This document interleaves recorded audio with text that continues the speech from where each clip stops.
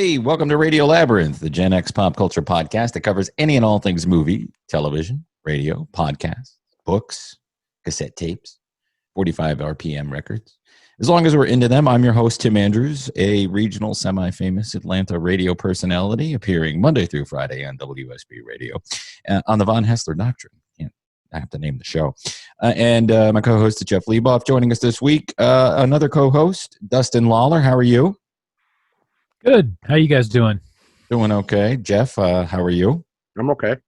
I like your background. Thank you. Yeah, happy birthday, man. Yeah, I appreciate it. Yeah, this show drops actually on the 4th of November, which is my birthday. November Spawned a Monster, my favorite Morrissey song. Coming up later in the show, we have a fun interview with pop culture author and film historian Lee Gambin, all the way from Australia. Jeff and I recorded it Saturday morning, and it was a lot of fun. We could have talked to him for like 3 hours probably because he's just so knowledgeable about all this stuff. But he has a brand new book out right now called Tonight on a Very Special Episode, A History of Sitcoms That Sometimes Got Serious. Now, this is volume 1 from 1957 to 1985, and you can get that at Amazon.com or, order it from your local bookstore if you want to.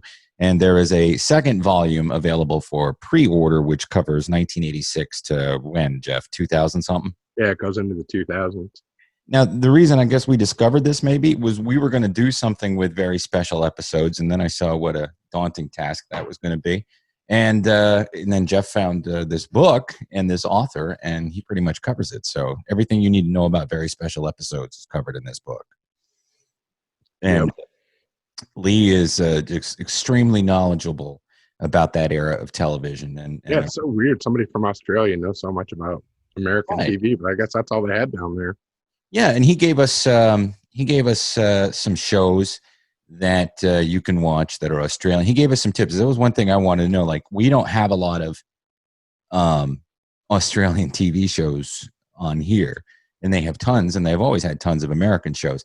So I wanted to get some suggestions from him about shows we should check out from Australia. So he gave those to us as well. So that'll be coming up later in the show.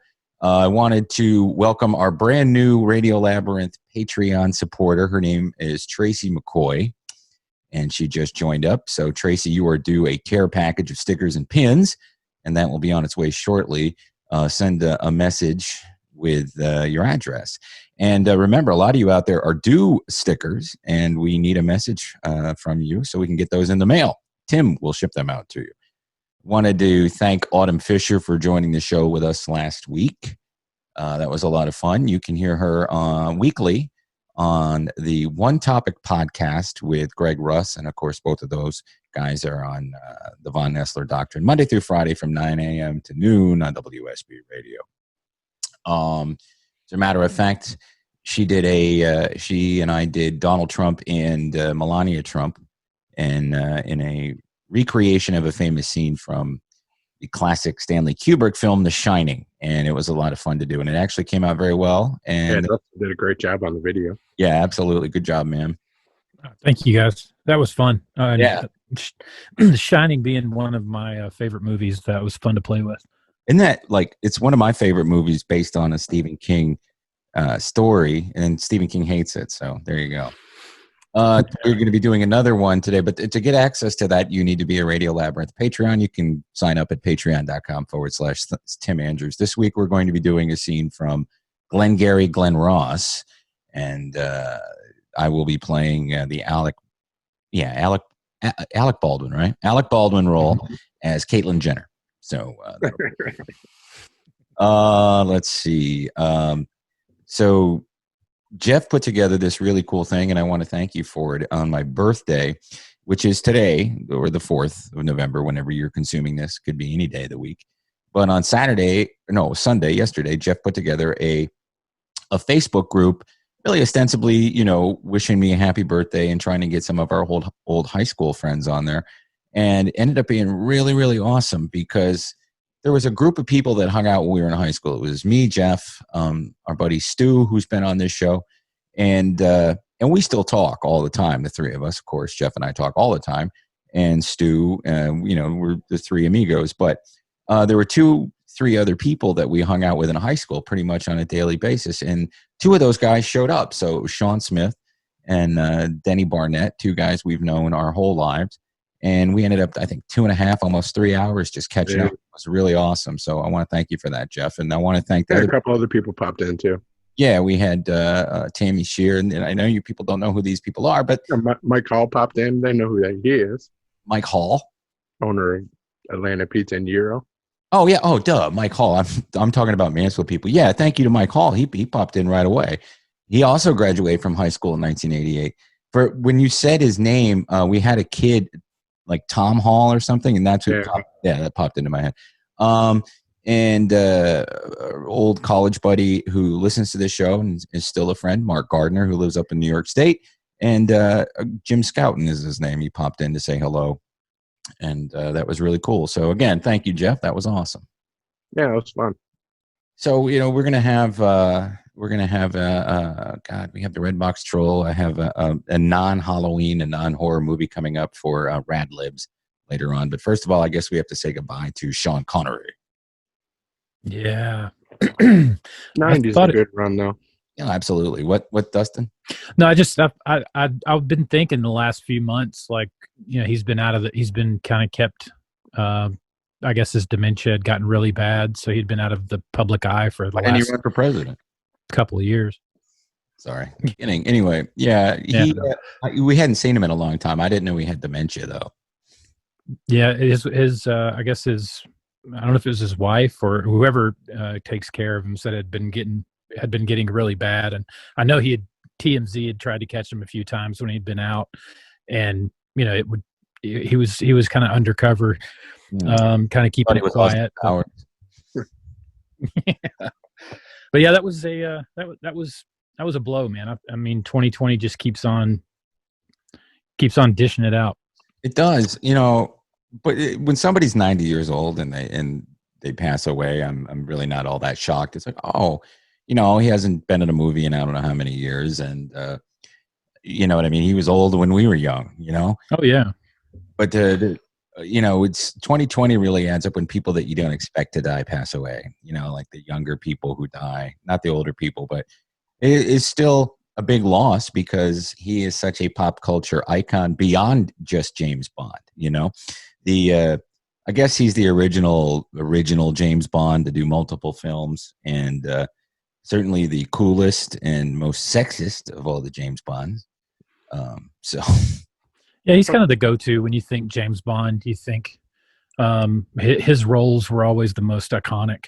Yeah. Plus, he's Indiana Jones's dad. Yeah, Indiana Jones's father. He did another movie Highlander. Oh yeah. Highlander was great. I have a little list of some of my favorites. The Untouchables, of course, is awesome. That was 1987 that came out. I saw it at a drive-through in Wildwood, New Jersey, and it was really cool. Not a drive-in. I saw it. No, I was a Boardwalk movie theater. I don't know what I'm thinking about. But we were in Wildwood, a friend of mine and I, that summer, and went and saw that. It was great. He was great in it. The Rock, of course, with Nick Cage. Great movie. Entertaining film. The Hunt for Red October with Alec Baldwin. Highlander, of course, which is an iconic film, and on and on and on. I never was a big fan of him in the Indiana Jones movies, or in that movie, and I'm not really that big into Indiana Jones. So he's only a couple years older than Harrison Ford. How old is Harrison Ford? Yeah, 70-something. Oh yeah, Chewie, we're home. Yeah. Did you happen to see the Millennium Falcon in one of the Mandalorian this season on the Mandalorian? Did you happen to see the Millennium Falcon in the junkyard? That's pretty interesting. I saw that. Anyway, back to Sean Connery. Zardoz, is that how you say that? Yeah. Yeah. That's a cool movie. That's the one where he's like semi-naked, right? And he's wrapped in a Borat outfit. Yeah. Yeah. Like a red curtain. One piece of cloth just twisted around his body. And that's a character that people march in the Dragon Con parade. They all dress up like that character, and they have like a little brigade. It's pretty cool. They have little Easter Island masked guys chasing him down. there's anything. Oh, that movie. He did a movie with Lorraine Bracco that was terrible. I saw it in the theater. He kept calling her Bronx. I forget the name of it, but they were down in South America looking for drugs. The Medicine Man? Yeah, that's a come on, Bronx. Yeah. Found the cure for cancer in the rainforest. Right.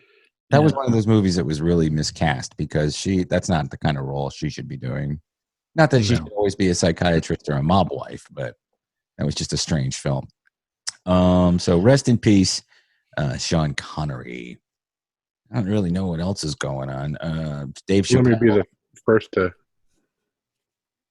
hail our new Kanye overlord. Kanye, you think he's going to win? You think Kanye's the president? Who do you think? Okay, let's go. Jeff, you start. Who do you think is going to win? Make your prediction. Kanye. Okay. Dustin. Who do I think is going to win? Not who you want, just who do you think? Or I think Trump. I think Trump's going to win, but definitely, and I straight up not who I want, but I think he will. I think he will. Unfortunately, whether it's done through the night of and regular voting or the process that's going to drag out for the next 2 to 3 months afterwards. See, I think that my opinion. I think that Joe Biden is going to win. I think he'll win Pennsylvania and Florida, and that'll be the end of it. And then Trump's going to declare victory in Pennsylvania tomorrow night, though. What's that? Trump's going to declare victory in Pennsylvania tomorrow night.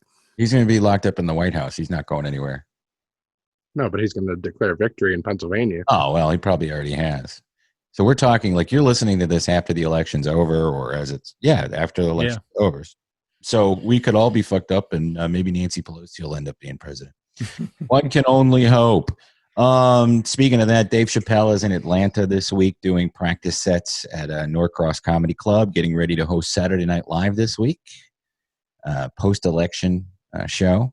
So that gives me a reason to watch it. I haven't watched it at all this season. I heard John Mulaney did really well. Did you guys watch it? Yeah, it was good.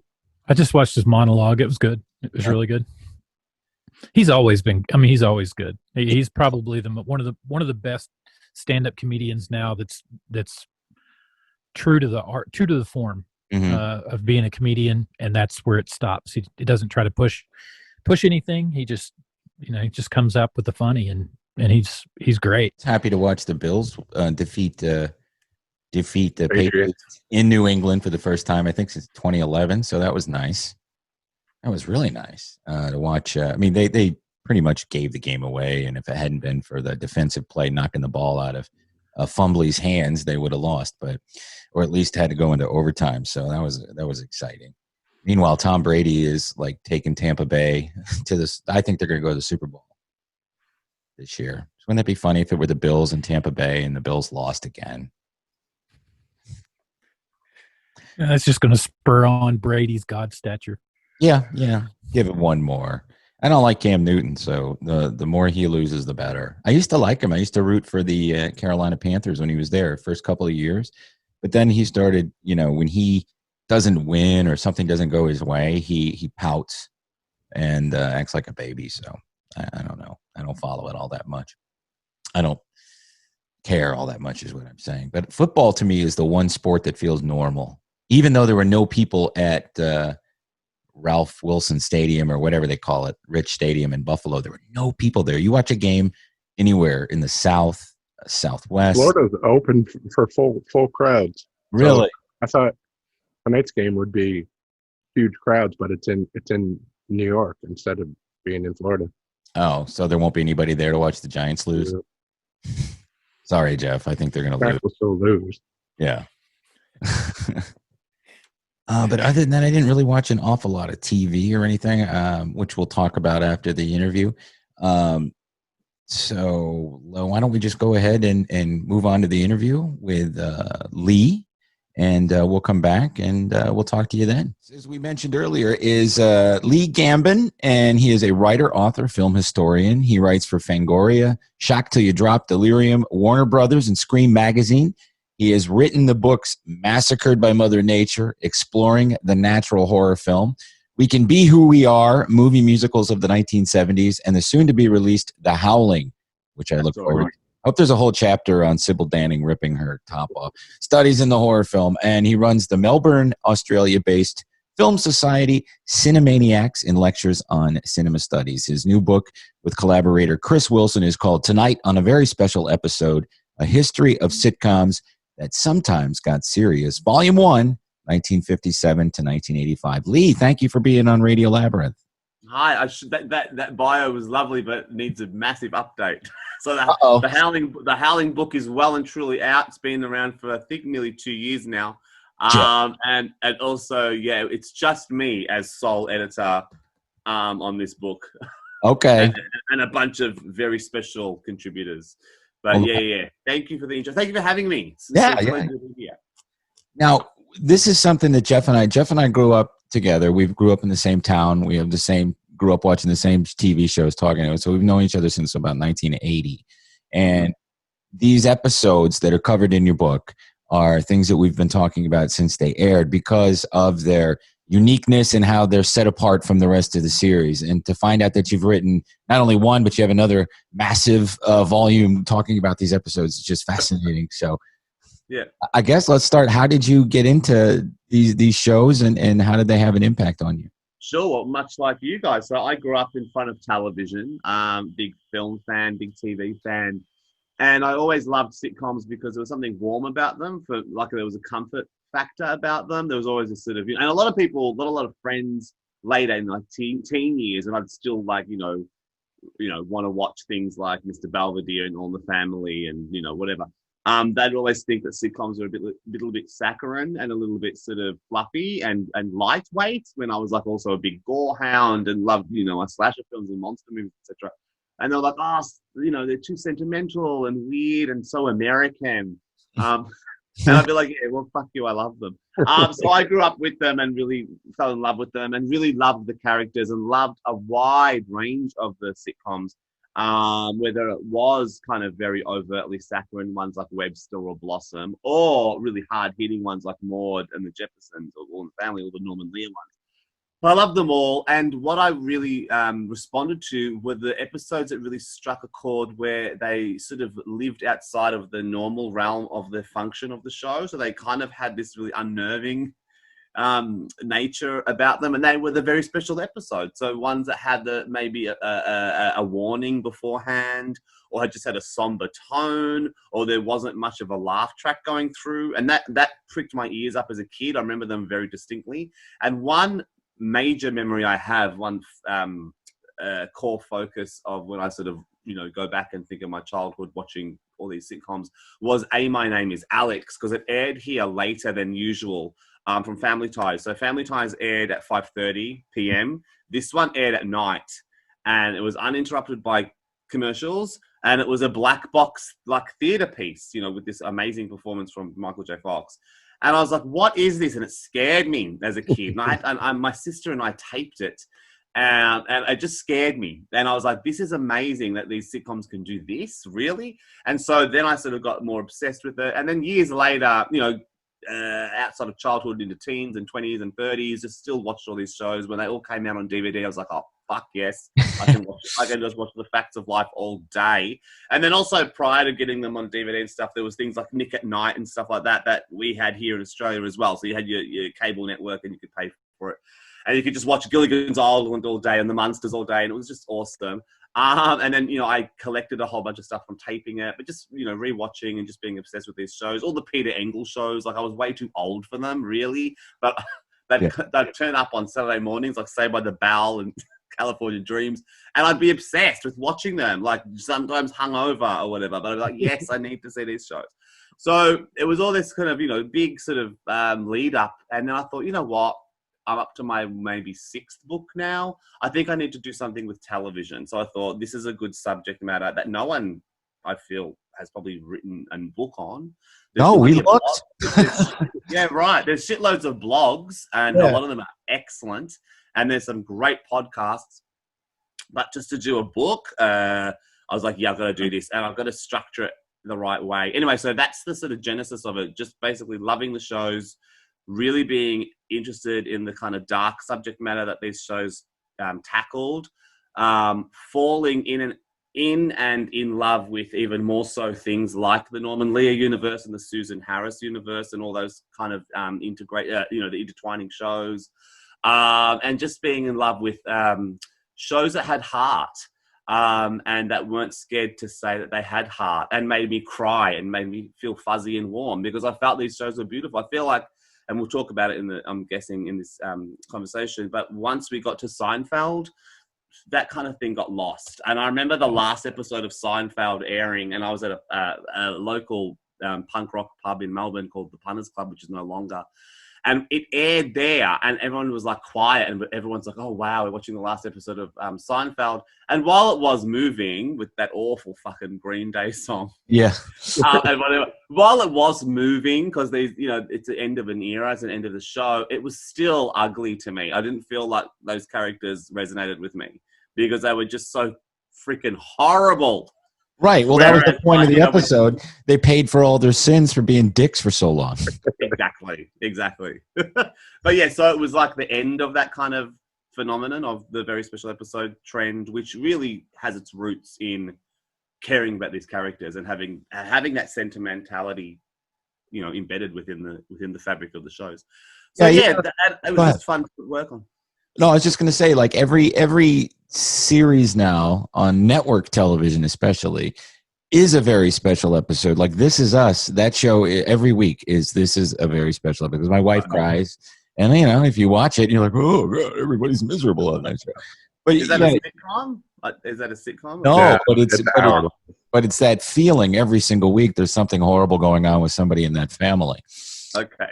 And the point is that sitcoms don't do this anymore because I guess because there's so much to choose from. They don't need that kind of gimmick or whatever you want to call it. Now, is it a gimmick? Is that something you discovered, that it was a ratings gimmick, or is it something they felt they had? It's really fascinating because so basically the construction of the book changed. You mentioned Chris Wilson, who's a friend and he was an early collaborator, and since sort of dropped off, which is cool. But at the beginning, we were sort of wrestling with the idea of how to structure the book. We were like, oh, should it be by themes?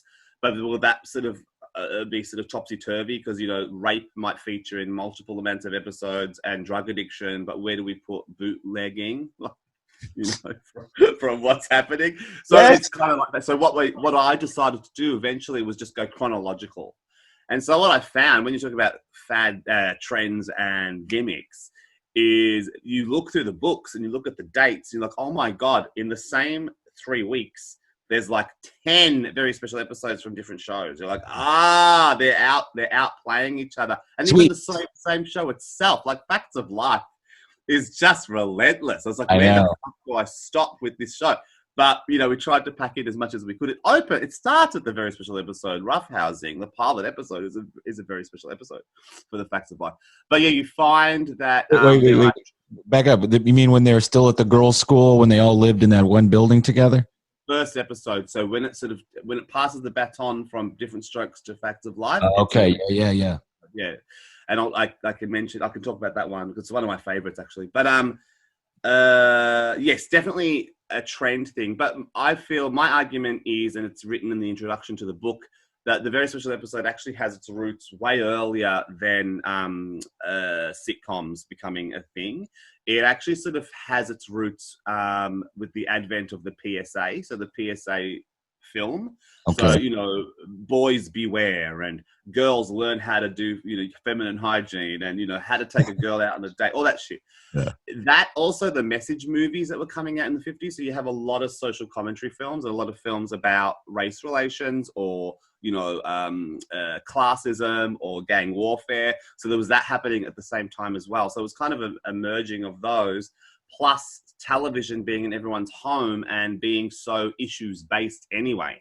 So why not have it within the construct of commercial sitcoms? And then the transitional point of television. So you get the early part of television, which was pretty much a showcase of people who were stars on stage or screen. The Loretta Young show,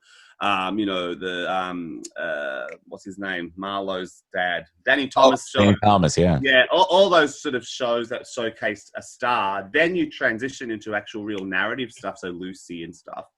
And then escapist television. So your Gilligan's Island, your Munsters, your Bewitched, etc. Then, of course, someone like Norman Lear comes in and basically wants to say to audiences, this medium, this thing called the situation comedy, can actually say something really important about what's going on. Because prior to that, all those shows were escapist fare, and I freaking love them. I'm sure you guys do. Oh yeah, and they're beautiful. They're really comforting as well. But 70s hits, and then it's Norman Lear sort of leading the way with other people following, saying we're going to, flip it onto the audience and say, here's what's going on in the world, and we're going to make massive commentary on it. And so what happens there is it becomes issues-based television in the realm of situation comedy. But then when you get a little bit into it, and outside of the sort of hard-hitting shows that set up themselves as hard-hitting shows that are issues-based, and you get to things like Give Me a Break and Full House and all those other shows that come later, they will always sort of go back to what the Norman Lear mold was, with at least 1 or 2 episodes throughout their run. Right. And they'll go, oh, we'll deal with child molestation on Full House. That'll rattle some, cages. And they do it. And, in particular, that's quite a good episode. But, yeah, so I think it's like half of it makes, like, the cynic in us would say it's just a ratings cash in, or it's like a gimmick, as you mentioned, but a lot of it actually does come from genuine interest in the issues, and also a nice platform for these people who are so well regarded in comedy to really do a dramatic performance. So if you think of something like the Maude Bears Her Soul episode, B. Arthur can make you laugh with just an eyebrow raise, but she has this whole one-woman show where she's in tears talking about her father and all this, and it's freaking incredible. You're like, okay, these people are artists. These people are actually incredible performers. Michael J. Fox and My Name is Alex. So they can do more than make you laugh. And I think that's something as well that the shows do, and that's what the platform was for a lot of the producers as well, and the writers. And hearing people like Richard Vaxey, when I interviewed him about Golden Girls stuff, that was just mind-blowing, because he was like, the studio would be like, we'd like to do an episode on suicide within the elderly community. And then he'd go off and, co-write it and stuff, and then not be happy with it and sort of say, fuck, we felt like it was kind of pushed upon us and we didn't have time to develop it. So there's all this stuff that goes into the making of it, where people kind of, and ah and question things. And then there's like insane episodes like the Too Close for Comfort episode that you will know, the rape one where Monroe was raped by 2, large ladies. And that was kind of like, so Jim J. Bullock is in the book and he talks about it. And it was like, he felt like the writers themselves were doing it just to get out of working the show. Right. Like, so it was like, let's just do this fucking outlandish show so we can just move on to like maybe working on the Golden Girls or something instead. So there's all this sort of stuff that I think is really fascinating. And I think it's like the cynic in me sort of maybe sees them as sort of, cash grabs and fads, or playing into fads. But 90% of what I feel is they actually did come from a genuine place, because I think a lot of them do take on subject matter quite successfully. I think some of them are really clumsy. And then if you see them, like I've done a lecture on them, and I for instance, I presented the AIDS episode of Mr. Belvedere called Wesley's Friend. And there's a really awkward moment, and then there's a really beautiful sentimental moment. And I played the 2 clips one after the other. And the audience was like, okay, the episode, where the kid comes in and Eileen Graff as the mum goes, hey, Danny. And she goes, how are you? He goes, oh, besides having AIDS, I'm okay, or whatever. And the audience was like, okay. But then the next clip that I show, which comes later in the episode, is the Danny kid and Wesley just having this beautiful moment where Wesley realizes that Danny might not be able to do all the sort of fun stuff that he'll be able to do, growing up. So, and the audience was crying. So it's like, yes, so you get it. So there's all the awkward shit, yes. Yeah. But there's also this really cool stuff that's really moving. So were you able to talk to Bob Euchre at all about this? Oh, I wish. No, I had Eileen Graff's in the book, and she was great. So she gave a lot of insight. Yeah, it's so weird, because I've done so much work in film criticism for years now, and film people are really fucking easy to get. Yeah. Whereas TV people is like, why aren't you responding to me? Like, it was just insanely hard. Yeah, you're not doing anything. The Brewers are finished. You can talk. I know. It's just so weird. But yeah, no, it was good fun creating that book. And yeah, people like Barbara Gallagher, who, you know, wrote a couple of episodes of things like Mary Tyler Moore and Maude and Saturday Night Live. Saturday Night Live and stuff, sketches for that. But she was amazing. She was really insightful into that world of television then. And yeah, there's a few people in there. Shavar Ross, who talks about being Dudley. And his, like, I'll leave it for you guys to read, but his response about the Bicycle Man episode is really, I was like, okay. Like, it was really surprising. It was like not at all what I expected. That's one of the most, go ahead, Jeff. He was proud to be shirtless in that episode.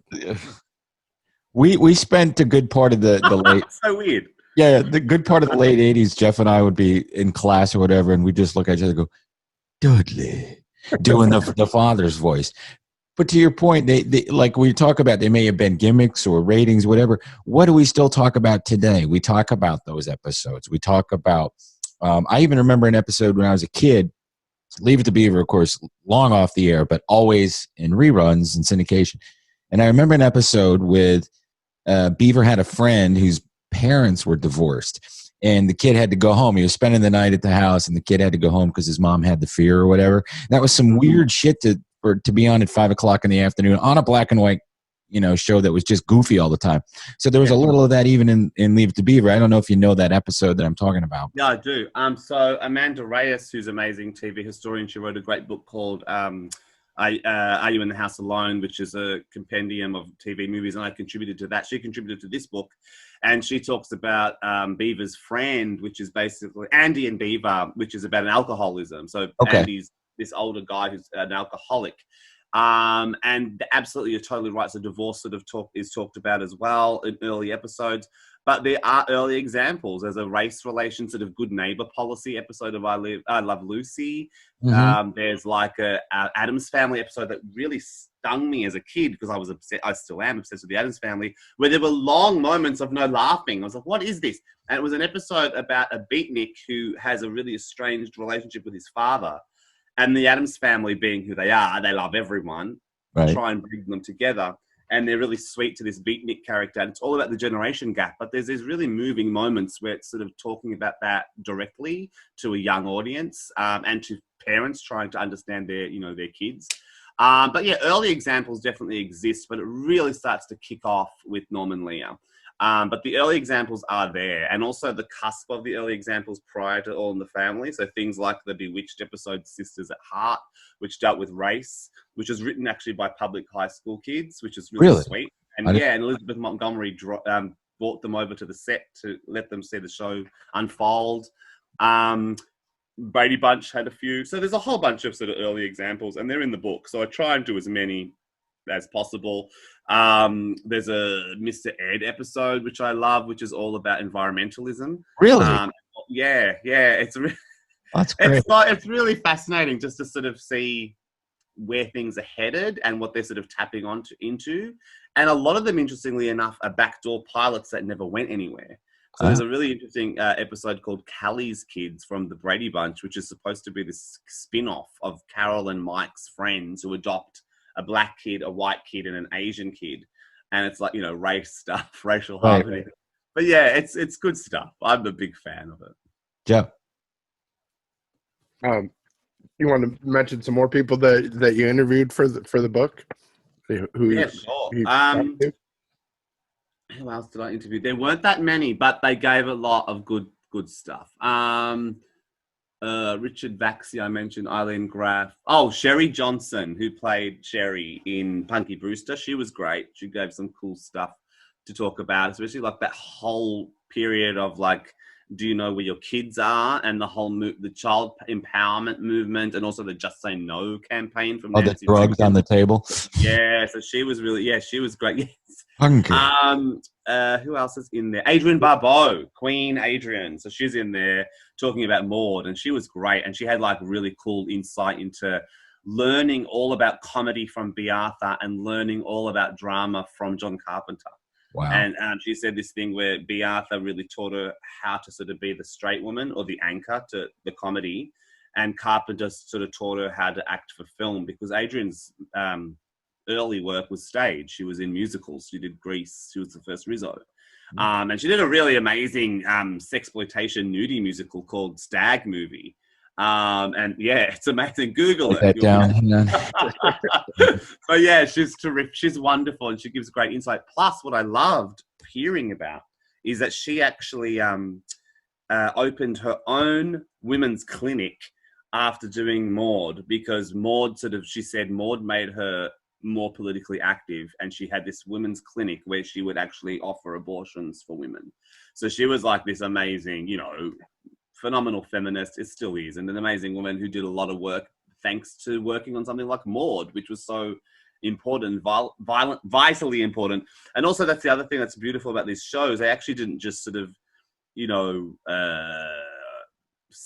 frighten the horses or inspire people like us. They actually changed legislation and helped change votes, which is fucking incredible. If you think of something like Cousin Liz, which was all about gay teachers being allowed to work, being allowed to teach.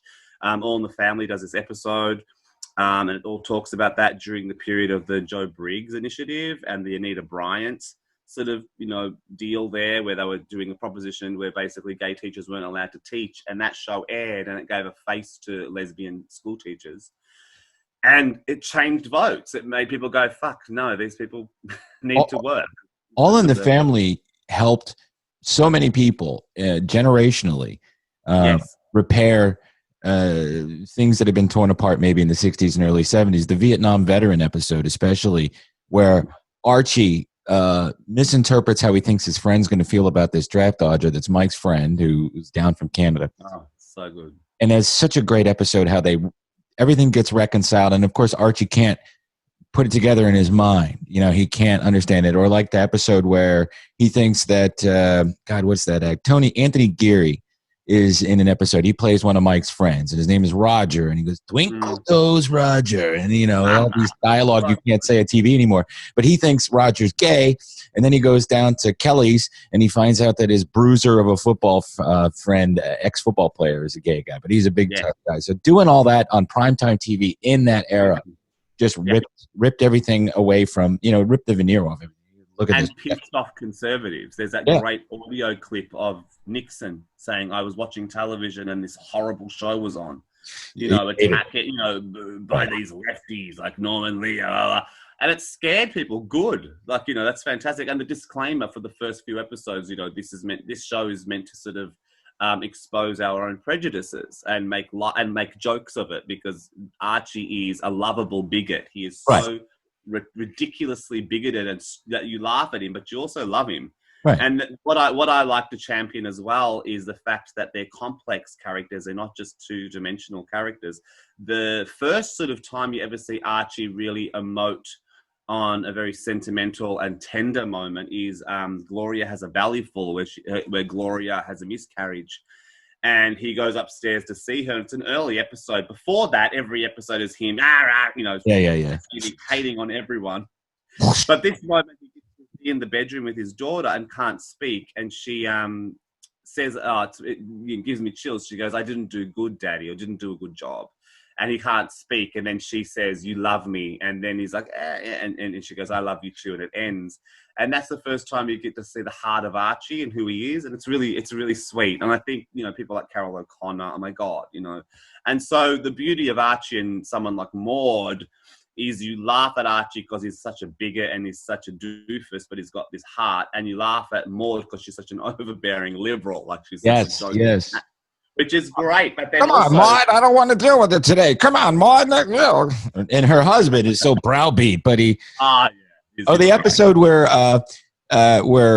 Florida doesn't want to work... Or no. James doesn't want Florida to work anymore. And they didn't have the show yet, but it's James and Florida. Good times. And Maude is trying to play the meddlesome liberal who knows what's best for people of color.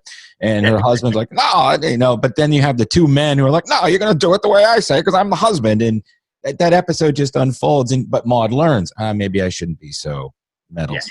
Yeah. That show was great. Whenever I heard that theme song coming on as a kid, I knew I had to go to bed because that was on later. But All in the Family I was allowed to watch. So I would sit with my grandparents, and they would watch all these CBS shows and NBC shows, all these shows, all those shows. Norman Lear was great. the king of all that. Jeff, did you? I just got the book, so I haven't made it to the 80s yet. But were you able to talk to Jerry Jewell from Facts of Life? I tried to get in touch with her. Someone had her connection on Facebook, and I messaged her, but there was nothing. I really wish I did because I love her. There's a really beautiful, profound statement that she says in that episode that she actually conceived, and it became like a war cry for people living with disabilities. It was something like, I hate to paraphrase it, but it was something like, questions don't hurt, ignorance does. And that was something that she says in the episode, and it became like a war cry. It became something that was like a, part of that sort of disability rights movement. And the Cousin Jerry episode is remarkable because like we've just sort of discussed with, say, Archie, and also with Maude, how they're complicated. So is Blair. And Lisa Whelchel, who's stunning. I love her. She comes across as someone who's embarrassed of her cousin, but she's not. She's jealous. And that shift when Mrs. Garrett, God bless Mrs. Garrett, we all need one of her in our life. Yes, we do.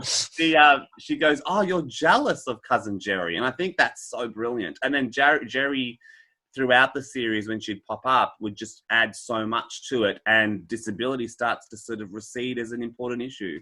It's just people. It's just these amazing women and girls. We talked to her last year. It was episode 26 of our 4th season. But yeah, we talked to her, primarily reached out to talk Deadwood, but we also covered a lot of the Facts of Life stuff.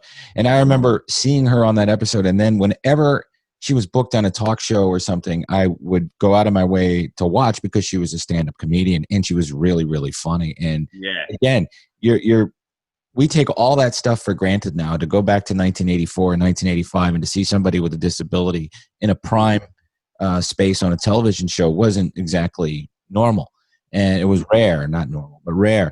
And once you got past that, I was like, oh, she's just a real funny lady, and she's a good actress, and she makes the show funny. And I just loved it. Like, butt out Blair and putting Blair in her place. And you're like, yeah, take that, you snooty rich blonde lady.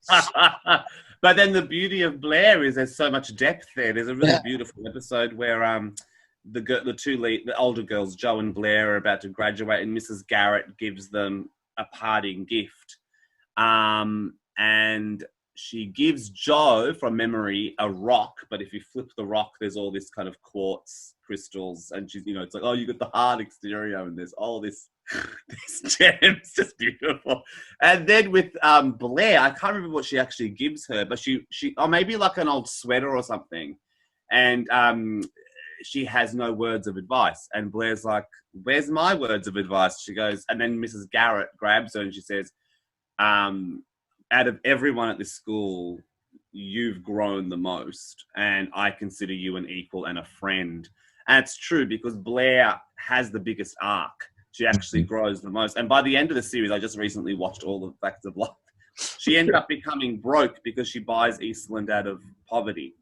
Out of bankruptcy, and so she's stripped of what she's known for, which is money, and then becomes this den mother that Mrs. Garrett was, and that show never took off. That was meant to spin off another show, and the actual last 2 episodes has like a new theme that's kind of leading into the show, but it doesn't take off. And Juliette Lewis was in it, really, and who's the other young girl that was? Oh, Blossom's in it. Mayim, whatever her name is. Mayim Balak, yeah. Yeah, I didn't know that. Terrible of me, but yes, she's in there. Jeff, want to talk Sticks a little, or you want to? Yeah, go Sticks. The Fonzie's Friend episode of Happy Days. Yeah, beautiful. That's in the book. Yeah, great. Mate, like the race stuff's really interesting. I think it's like I don't feel like there's any kind of awkward episodes, because I feel like they're really written with not a hypersensitivity, but a sensitivity.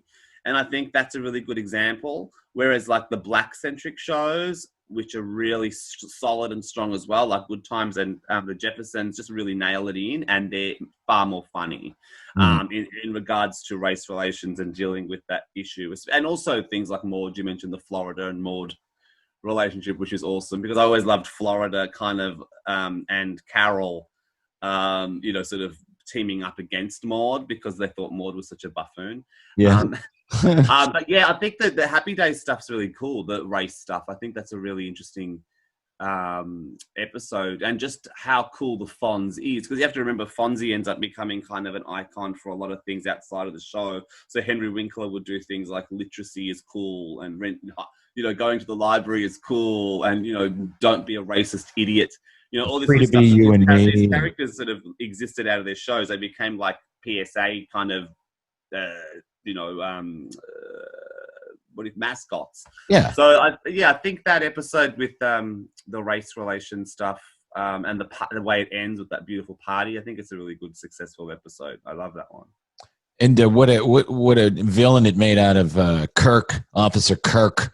Oh hell yeah! Comes in, and then they all I am so and so, and I'm so and so. It was like an I am Spartacus moment in that episode. Yes. And Officer Kirk, he reappears, and he's also not just a villain as far as like racial equality goes and stuff, but also about class, because there's a class episode, and also youth, counterculture. It does a good job of saying the kids are kind of cool with whatever, but it's the parents that are the racist. Yeah, and the parents aren't going to let you hang out with this black kid, but the kids are okay with it. The kids are cool. Yeah. Then you think in real life, how could it have been that way in reality? We weren't around in the 50s, of course. And you think, how could this be real? And then you talk to people who were alive then, and it was probably far worse than what you see on television. Mm-hmm. But it's just amazing because we didn't grow up in that kind of environment. A different one, perhaps, but not that kind of environment. And it just always floored me that how the hell could we have acted that way? But I had a broader question about now, all these shows that created out of Hollywood and then went all over the world. How do you get caught in that in another country? I mean, granted, Australia, former British, whatever. I don't know what it's called, the Anglosphere or something like that. I don't know, whatever. Culturally similar, I guess, but different. How does that happen? I mean, besides just to answer you, we grew up throughout the 70s and 80s, especially. I would say 95% of content that was fed to our television networks was American. There was definitely British stuff. There was definitely, some Australian content. But it's funny when I speak to Americans and they'll talk about Australian movies they love. And I'm like, that's cool. I like them too, but they're not stuff that I grew up with. Most of the stuff I grew up with was American. Is there anything Australia is very, very Americanized, which is why there's a lot of resentment from a lot of Australians. Oh, really? Yeah. So I remember growing up as a teenager and it's different when you talk about music. So music, it's like, yeah, of course we love the Stooges and whatever. But as soon as you start talking about TV, especially TV, I remember back in the 90s, from fellow teenagers and whatever, a kind of snobbery towards American sitcoms, especially. And it was like, oh, for fuck off. So I was like always championing, Who's the Boss or Growing Pains, where everyone else is like watching something like Monty Python, which, I don't care. I don't care. So it was kind of, there was a snobbery, and I was like all for Mona. I was more Team Mona than Team Monty Python. What from Australia do we not know of, or are we not aware of that we should be? Television-wise, things like Kingswood Country. So Kingswood Country was the response to All in the Family. Mm-hmm. And it's not great, but I grew up on it as well. And it was like, it was exactly the same thing. So even like the Edith character was sort of modeled on the same kind of thing, but not at all as successful. The daughter's partner, however, was, I believe, Italian. So a derogatory word, which is like basically a really derogatory word for someone like me. So someone who is of European heritage. So I'm Maltese. So if you're Italian or Greek or German or Polish or blah blah, and if you're a white, Anglo. So if you're British, then that's like a honky. But so these words get thrown around, much like the way certain words get thrown around in All in the Family. And I hate that we can't fucking say these words just in context. But anyway, it doesn't matter. But that's what happens with this show. So Kingswood Country is basically the Australian variant of that, and of course, All in the Family is the American version of Till Death Do Us Part. Right. But what else was the best stuff come out of Australia as far as comedy was concerned for television that I loved was a show called Fast Forward, which had an amazing amount of talent. There was like Magda Sabansky, Jane Turner, Gina Riley, Steve Weiser, all these amazing people. And I think Kath and Kim became something quite popular in America, possibly. And that's way later. But Fast Forward was a sketch show. And they do really, really well thought out sketches. And a lot of their parody stuff was freaking spot on. Like they do like parodies of films and TV shows. And it was really, you know, totally un-PC, you know, thank God. But just really fun and really well, sharply written stuff. And countering that was a more sort of highbrow sketch comedy, and that was The Late Show. And I remember there was like a division between people. So people like me who really loved, you know, Family Ties and Who's the Boss and The Facts of Life and Designing Women loved Fast Forward. And everyone who was a snob and loved British stuff loved the Late Show. And it was like the university kind of fucking mindset, whereas I was like, you know, working class, you know, give me a Lampoon of the Munsters, please. So that was it. So yeah, I feel like the sitcom thing it's classism. The sitcom is for working class. you know, Roseanne, Roseanne was for the working class back when it started, you know, and it became something else. It became every season there were 2 or 3 very special episodes. You always knew when Ernie Anderson tonight on and then on a very special Roseanne. Yeah. So I think I write about that in the book in the intro about the role of what I'd consider dramedy. So that sort of starts to become something quite popular in the 90s, like Roseanne sort of spearheading it, even Cheers to a certain degree. So there's a lot of shows where there'd be overriding arcs that sort of dealt with sort of serious matter, whether it's Sam Malone's, you know, drinking or Jackie getting beaten or whatever. So, you know, these things sort of recurring. So they're not really, you know, a standalone episode. They're sort of an arc thing. And I think shows like Mary Tyler Moore do that, and all these shows that kind of have arcs for their characters rather than, oh, tonight this character gets, you know, sexually harassed and then next week they're fine. Dudley rides a bike. And this is just volume 1. Yeah. So tell everybody a little what they can look forward to in volume 2, and then make sure you tell everybody where they can find the books. Yeah, cool. So because it became so huge, I think there's over 200 pieces, so 200 things are covered. The publisher were like, oh, can we do 2 volumes? And at first I was hesitant, but then I was like, yeah, just do it, it's fine. Yeah. So the first volume goes from 56 to 85, and then the next volume is 86 to 98. And there's also some very honorable mentions as well. So non-sitcoms being talked about. So things like the dark episodes of Little House on the Prairie, the episode of Sesame Street where the old guy dies. You know, Mr. Hooper. Mr. Hooper. Super, thank you. And also reviews of people like Susan Harris and Norman Lear. But yeah, so there's a whole bunch of stuff, and then integrated other interviews relating to the certain episodes. So Julie Cobb gives an interview for Charles in Charge episode, which deals with working mums.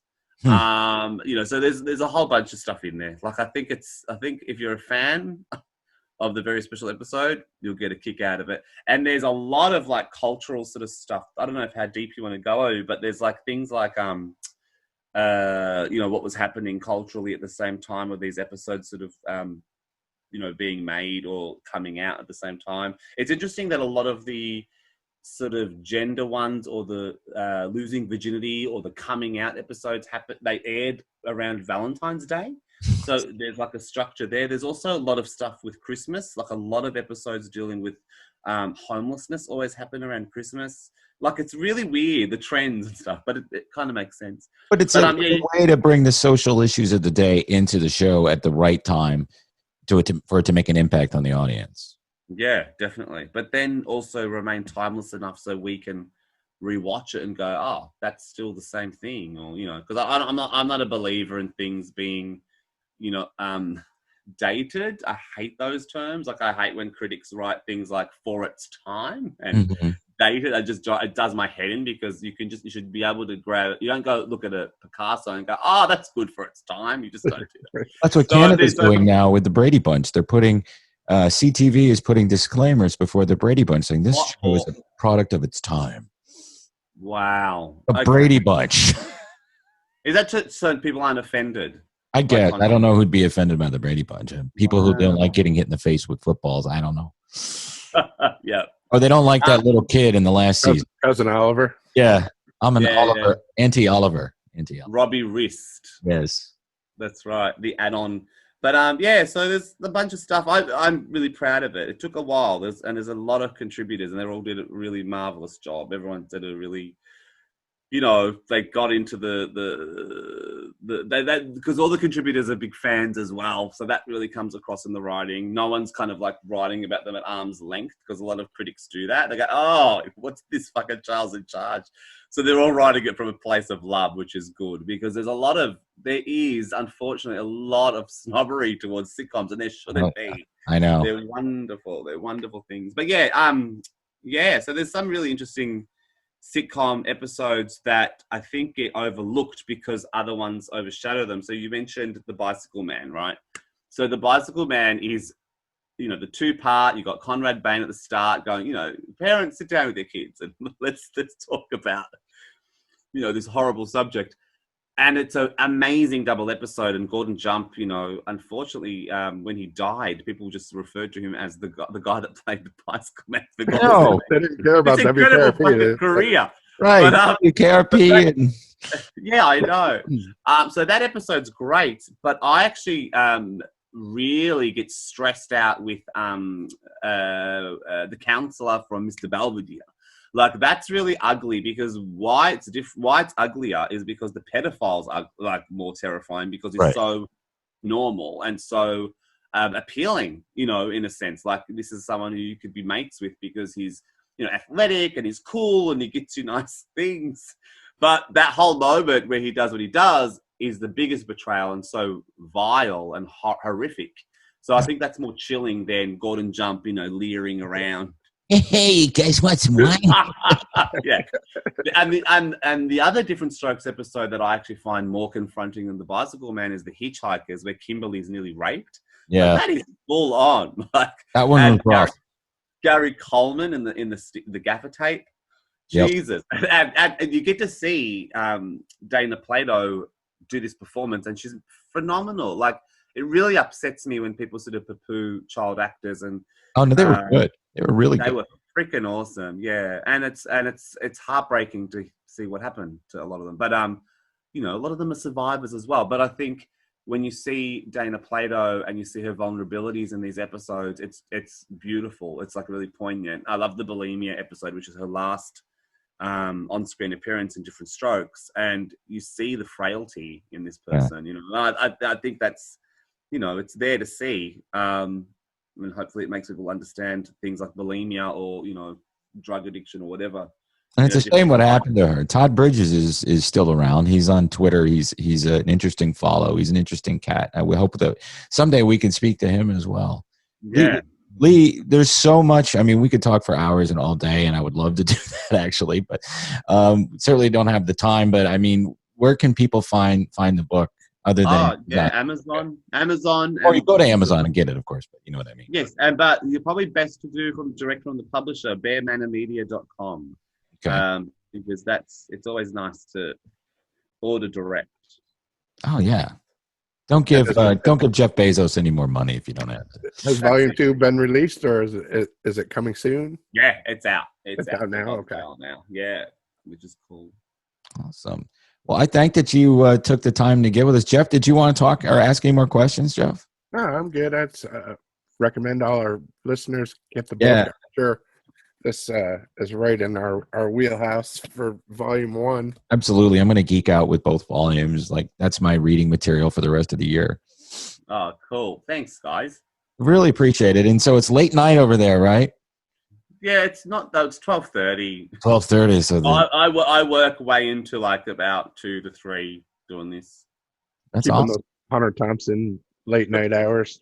It's Halloween here. Like, you guys have just started Halloween. We're wrapping it up, and I have the Raggedy Ann and Andy Halloween thing, the pumpkin that couldn't smile. Have you seen that? No, I remember it, but So good. I tried to watch Halloween last night, but I couldn't find an uncensored version, so I just stopped and watched Eli Roth's documentary or his docuseries on AMC. But, Oh yeah, I consulted on that one. I did stuff on the Evil Kid episode. oh, great, awesome! Yeah, That's a great show too. Is there anything new that's out in the world these days that you're into, or are you Like only like a new film? or like Ted Lasso? Have you seen Ted Lasso at all? It's from the creator of Scrubs. Every episode is from the heart, touching. Right. I recommend it I highly. haven't seen much new television I've actually sort of gravitated to, but I am looking forward. You mentioned Halloween. I am looking forward to the next Halloween because I saw the latest one, obviously, and I bought it. And upon like maybe the fourth viewing, I'm like, oh, I'm actually warming to this film. Just kill the fucking podcasters earlier, please, Mike. But I just to digress for a moment with the Halloween thing, I just really loved Laurie, the character of Laurie in H2O, because she's got so much more to do. Yes. In this film, it's kind of like a bit one note, and I feel like in H2O, my God, the arc there is brilliant. Like she's, booze riddled, and she's got issues with the son, and she's, just it's a dynamite performance from Jamie Lee. This one's great, but it's just sort of, a bit Sarah Connor. Yes. Yeah. And I'm like, where's the vulnerability? Right. Now, H2O, is that the one where she's at the boarding school? Yeah. Okay. Yeah, that's the one I like. And LL Cool J's in that too, and I love him in that movie. Yeah. He's great in it. Yeah. Steve Miner film. Yeah. Well, Lee, dude, it's so great talking to you, and I hope someday we can talk to you again, and because we love TV. I mean, you're not a geek, but you know what I mean. People who geek out on TV and love it as much as we do, it's freaking awesome. So, excellent.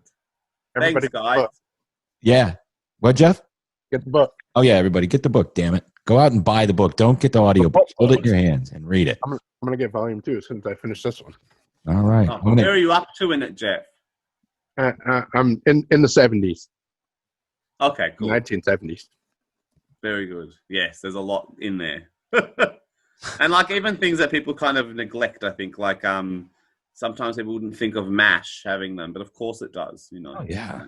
And they were all fascinating. They were all amazing actors on that show. Can do drama, comedy, and writers, incredible writers. Nope. See, the thing is as well with the ride, like Richard Vaxey had amazing stuff. So you mentioned you weren't allowed to watch Maude because it was too late. Richard Vaxey, who ended up writing and producing The Golden Girls, was not allowed to watch Maude because of the content.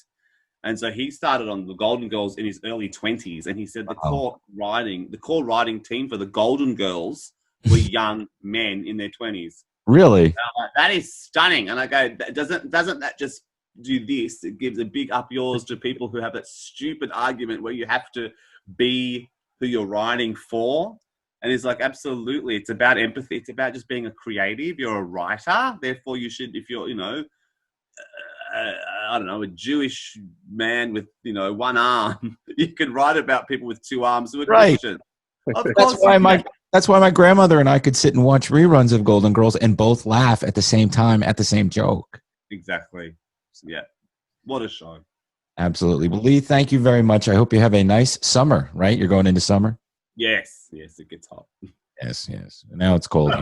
Complain. Yeah. Well, take care and good luck with the book. And we'll be plugging it and talking about it for, I'm sure, a couple of weeks now. We'll love to have you back on when we get to volume 2. Yeah, absolutely. Please come on. Oh, cool. Thank you. Thanks, guys. All right. How do we say it without being condescending? No, without. Cheers. Oh, yeah. All right, that was terrible. All right, thank you. See you later. Okay, see you. Bye. Thank you very much, Lee Gambin. That was really cool. I want to talk to him again, Jeff. So let's do that. Like maybe when the second volume comes out, because there's just so. Like, I think the second volume is actually out now, but it is. Let's read them and then we'll get back with them. Yeah, because we just barely scratched the surface, and he knows so much about. Like he was talking about shows I didn't even watch, because once the encyclopedic knowledge of old classic sitcoms. Yeah, from our youth. And he was getting ready to, like he said, he was getting ready to watch the Raggedy Ann and Andy, that Sad Pumpkin Halloween special. I mean, how obscure is that special? They don't show that. I don't even know that I've ever seen it. Maybe I did. I don't know. But yeah, we definitely got to talk to him again. So it is now time for the Redbox Troll. My name is Ian Nubbinsworth, and we're going to play a little game. It's like Radlibs, but it's different. And we take a movie synopsis, and you try to figure out the movie. Or those two will. So if you're ready, I'll start. Okay. All right. Jeff, name a type of school.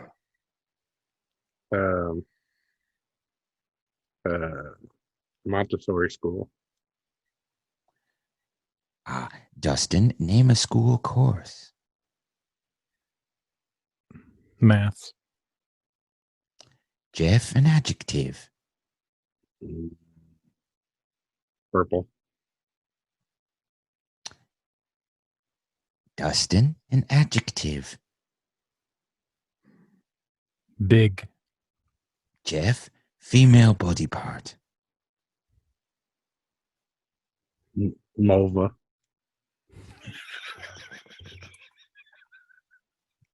Dustin, action verb. Strike. Jeff, official title. President. Dustin, adjective.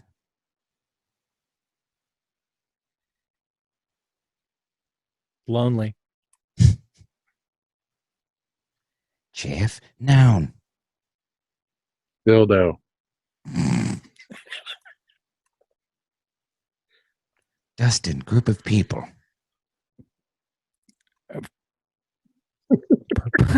Proud Boys.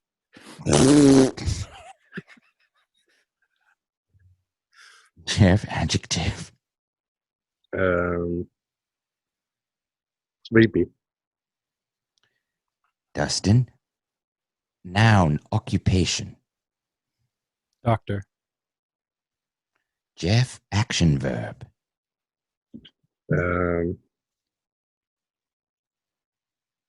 SWAT. SWAT. Dustin, adjective. There's a lot of adjectives. Scary. Jeff, noun.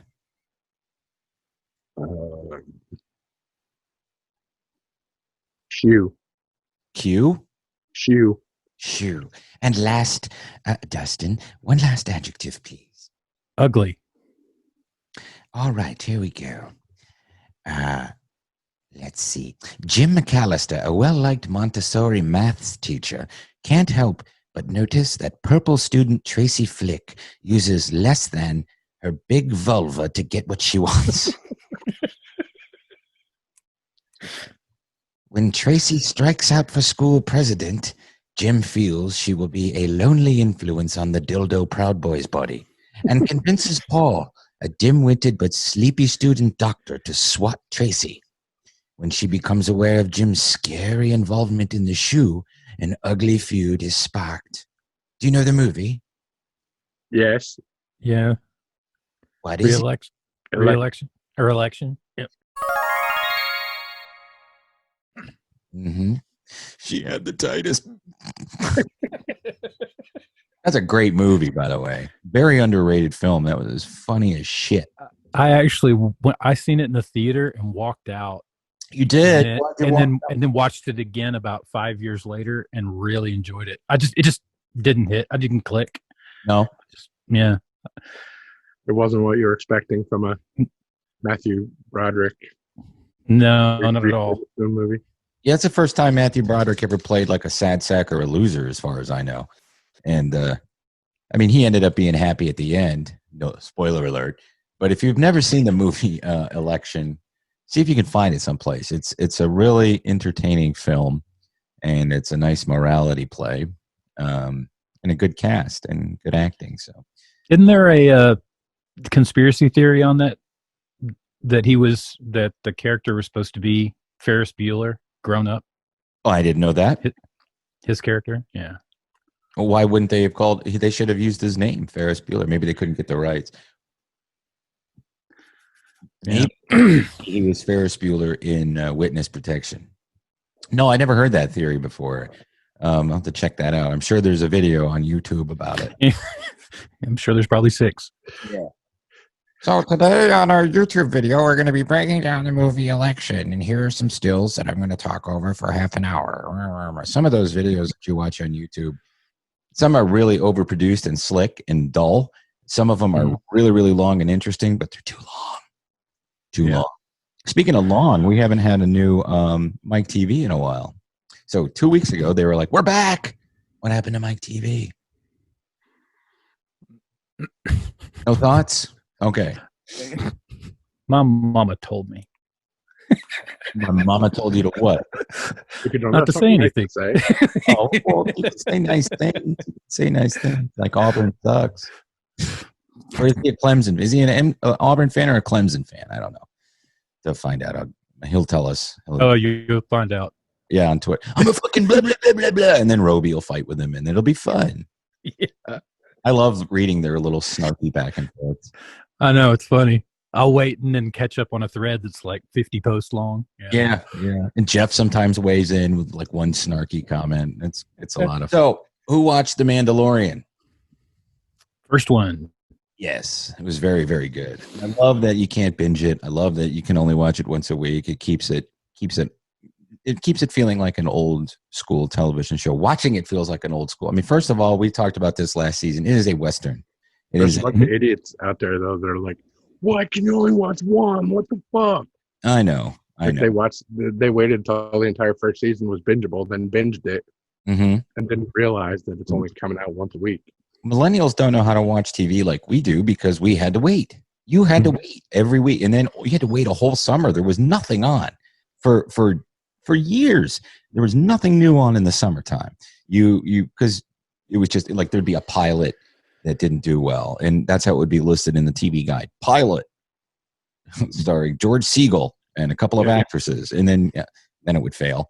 But you had to wait. Now you don't ever have to wait for anything, which is why I enjoy series that if they're it's a really good series, it's worth the wait, I think. And it was worth the wait for season 2. I mean, that first episode of season 2 was amazing.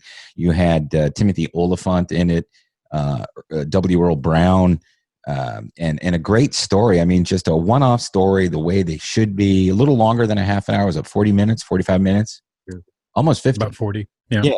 And it's just a great Western. Like when they're walking, you can hear the what are those things on the cowboy boots that make spurs? Yeah, it sounds like they have spurs on, and you can hear it. And it was just such an awesome thing. And then Timothy Olyphant playing Marshall Cobb Vanth, who's basically just, I mean, he's a marshal on 2 shows right now. He's a marshal on that, and he's a marshal on Fargo. So talking about being Vanth Refrigeration. Yeah. Marshall Raylan Cobb Vanth. Oliphant was on The Office, so he knows who Bob Vance is. Who? Oliphant was on The Office, so he knows who Bob Vance from Vance Refrigeration is. I didn't know this, but Chuck Wendig wrote a trilogy of books that came after. I mean, they're setting the timeline after Return of the Jedi and before Phantom Menace. No, not Phantom Menace. Before. That's how people knew he was going to be wearing the Boba Fett armor. Really, from those books? Yeah. And so we may see him again. We may not. Now, Jeff, tell me more about W. Earl Brown's character. He was the bartender, right? Yeah, he I guess he was on that show Angel as one of the bad guys. Mm-hmm. Had a lot of heavy makeup, so he told his agent that he didn't want to do any more makeup gigs. Right. He didn't like sitting in a chair for 4 or 5 hours or whatever it takes to get all made up. And his agent got a call from Jon Favreau and wanted him to be on The Mandalorian, and the agent was like, Earl's not doing makeup roles anymore. And he said, well, this is The Mandalorian, maybe you want to reconsider. And he was like, fuck yes. Yes.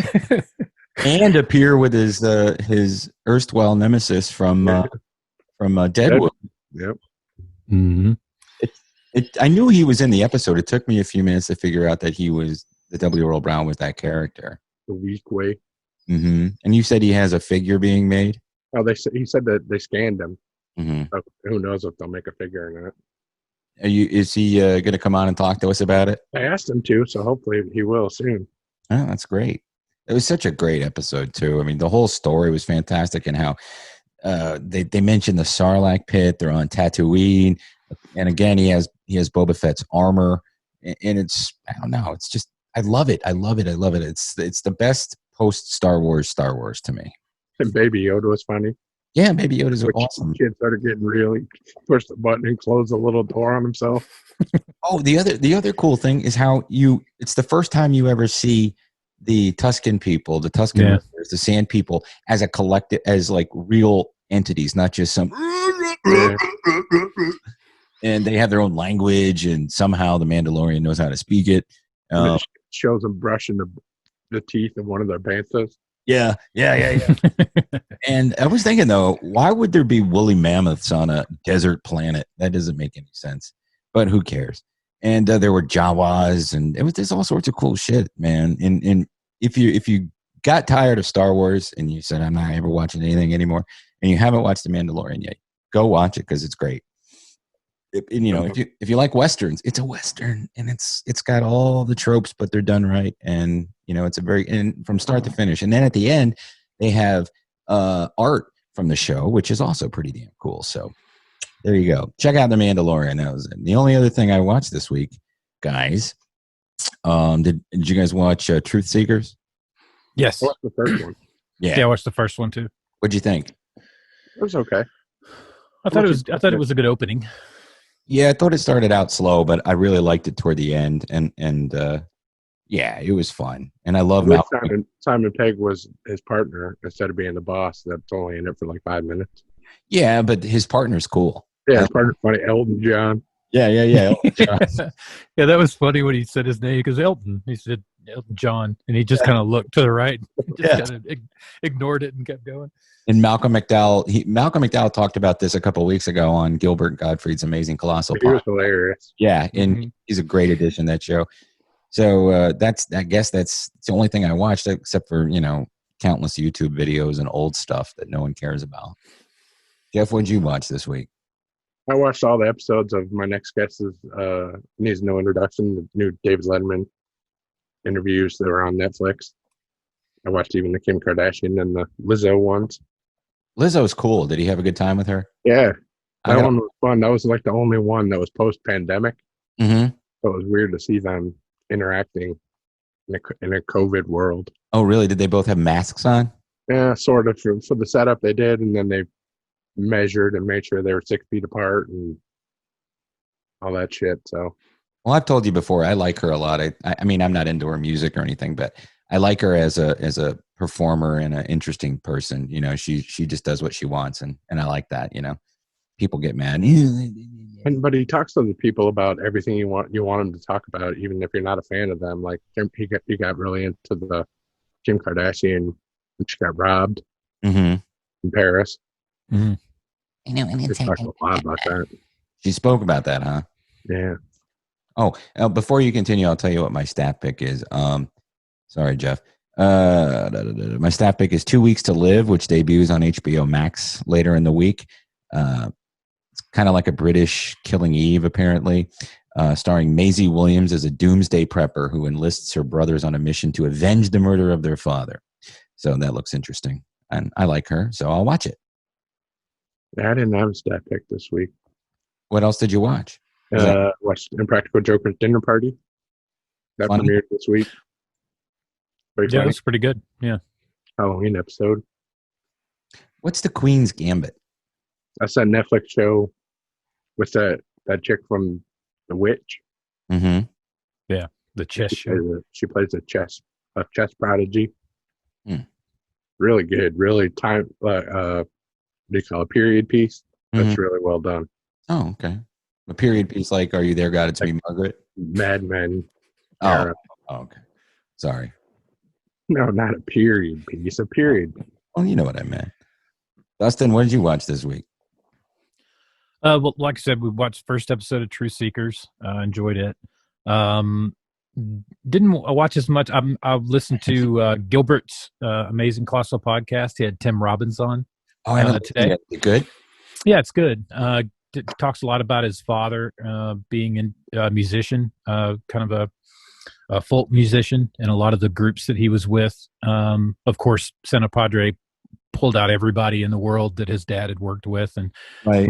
was amazing. Tim over what he was remembered and what he didn't about his father's work.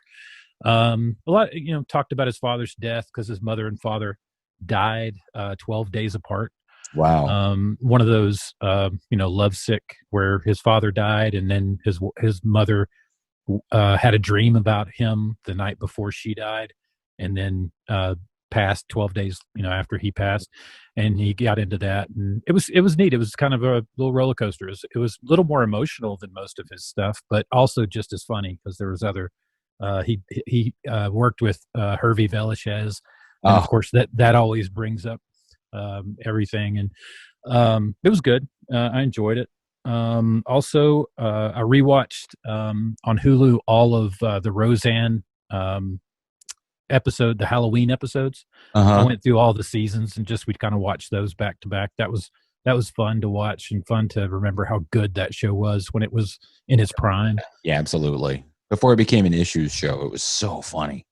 Yeah, it was just the they would push the envelope when it really didn't need to be pushed, but they would do it anyway, and it was so good. Seeing everybody still, younger and still in their prime, and John Goodman just, chewing up scenery on everything. It was great. Roseanne. Yeah, them trying to prank each other back and forth was always fun. Let's see. I just finished Doom McKee, Stephen King. Yeah, that's a good one.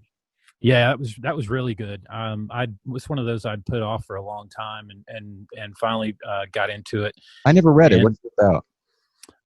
There's a guy who owns a construction company. He's made himself into a millionaire, and then on a job site, a crane backs into his truck and crushes it, taking his right arm and crushing his head. And so he goes into rehabilitation from it. He loses his wife, and through him trying to rehabilitate, they just become different people and separate. So his doctor tells him to move. Is there anything that he enjoyed doing when he was younger? And he said drawing. And so he said, find a place, move there, throw yourself into your hobby, and that would be a good avenue to recover from. So he goes to this key in the Gulf side of Florida called Doom McKee, and rents a home there. And basically he when he gets there, he just starts, without even knowing what he's doing, painting these beautiful pictures of the sunset on the water. And he starts like he's never done anything like this before. It just starts flowing through him, and come to find out there's been things that have happened on that island, and it doesn't really have much of a tie with the lore of Stephen King as far as things associated with the tower, but it does have an interesting plot as far as King goes, because he wrote this one during the recovery from his accident when he got hit by the van. So it and saved by Roland and Eddie. Yeah, I know. So it kind of it gives a lot of insight into recovery and long-term pain management and things like that, which was kind of an interesting viewpoint. But I enjoyed it, and I finished that one, and I just started 11/22/63. I love that book. Good, and then the show is good too. Yeah, I haven't watched the show yet, so I was going to wait and read it, and then watch the show. Read the book because there's a lot left out in the series. But the series is good. It just that's such a voluminous piece of work, but it's really good. I really enjoyed it. It ends well too, which is surprising for Stephen King. Yeah, I like the so far. I mean, I think I'm right to the point where he's in the backyard of the family in Derry, and waiting on Halloween night. And it's neat how the characters from It are pop up, like Richie and Beverly. in there, and he talks to them, and it's kind of after it happened. So, or a few months after it had happened. So, or in what 11? Yeah, 11/22/63. He goes. I don't remember that. Yeah, he goes to Derry and he's walking around and he sees two kids jitterbug dancing, and he walks up to them, and it's Richie Tozier and Beverly, and he talks to them and knows that they know something about the town that he also, he gets the same vibe off the town, and realizes that they're probably the only sane people Doesn't that mess up the story of it though? Because after the conclusion of the first half, the conclusion of when they're children, they develop some sort of amnesia, and there's really no. I mean, they drift off. The amnesia happens only when they leave town. Okay. Yeah, they have to get outside of the draw of where Pennywise is, where the ship landed or whatever. Okay. Damn. Yeah, it landed during the dinosaur era. According to but the staff pick. There's a new season 4 of Somebody Feed Phil on Netflix. He has a new season out on there. What's Somebody Feed Phil? What's that? Phil Rosenthal. Yeah, the one that made Everybody Loves Raymond. Oh, okay. Does the travel food show. What's the guy that does the YouTube show where comedians come on and eat hot wings? You know what I'm talking about? Yeah, the hot ones. Yeah, hot ones. I watched a couple episodes of that too. I guess I could mention that. The one with Bill Burr was hilarious because he's so pale. He just keeps getting redder and redder. Yeah, there's a lot of good episodes of Hot Ones, and it's been kind of strange since of course with COVID. Yeah, they're doing the remotes. You can cheat if you do it at the house.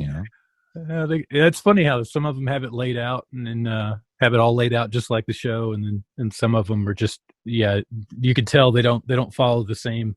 Right. He can push them a little more when he's in front of them. Yeah, but it's a little harder to do when they're doing it over Zoom. I don't know how it just popped up in my recommendation feed, so I watched them, and then I got sucked into a rabbit hole of watching Bill Burr videos and interviews. He's so funny. Mm-hmm. What, Jeff? I'm sorry. Yeah, the Hot Ones is good. The game show is terrible, but the YouTube show is good. I didn't know there was a game show. Yeah, they had it's good. It's been on a couple seasons on True TV. They have people on, and they gotta eat the hot wings, and it's not as good as the show. You could tell it was a producer that just saw how well Hot Ones was doing on YouTube and thought, we got to be able to make a TV show out of this. And it's like, it just doesn't. The intimacy, I think, is where they lost it. When you put a studio audience in there and do it in front of a crowd, it just doesn't have the same effect. It seems like they're not. They keep the same hot sauces every time, and part of the appeal of the show is they change up what the sauces are for like each season. Mm-hmm. You know what I mean? So they're using different sauces all the time, and they talk about the sauces if you're into that kind of thing. Well, I'm going to watch more of them, I guess. Depending on who's on, there's some great ones. Well, guys, I don't really have much more to offer this week. Anybody have anything else? I mean, I want to thank our guest again. That was an awesome interview, and like I said, we got to talk to him again. Yeah, we will. So much fun talking to him about all those episodes. Like, we get into Gordon Jump and Different Strokes. Dustin, it was cool. You'll have to be there next time because this guy really entertaining. It sounds fun. You could talk about the bicycle episode of Different Strokes. Yeah. Well, I mean, the subject matter is pretty heavy, but poor Gordon Jump. All right, we'll be back with a new show next week, and it'll be me and Jeff and maybe Dustin and maybe some other people. So please go to our Facebook page, which is just Radio Labyrinth, or you can join the Radio Shack, which is run by Dustin. We have a YouTube page. If you're watching this, you know that already. If you're listening, we have a YouTube page where you can watch us do the podcast. It's youtube.com/Radio Labyrinth, right? Radio Labyrinth Podcast. Radio Labyrinth Podcast. You can follow us on Twitter at Radio_Labyrinth. And you can become a Patreon if you so desire at patreon.com/Tim Andrews. And again, thank you to everybody in our very brand new Patreon member, and that would be Tracy McCoy. So until next week, please remember to keep it canon. Happy birthday, Tim. Thank you, Jeff. Happy birthday.